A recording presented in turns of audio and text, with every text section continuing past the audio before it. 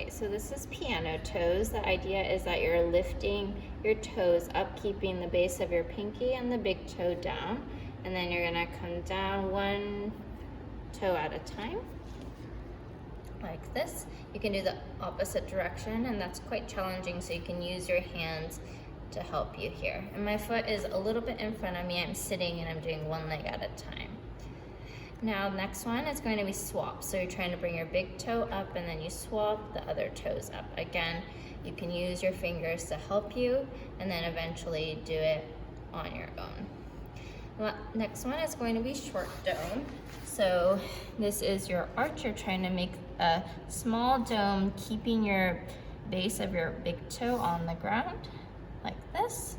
So there's a little bit of activation, and the idea is that you're trying not to dimple with the toes here. So keeping those toes relaxed, doing a short dome.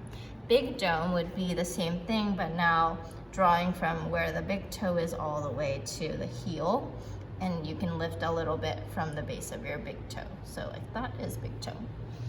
And then spreading the toes. So the idea is that you're lifting, spreading, and placing them down.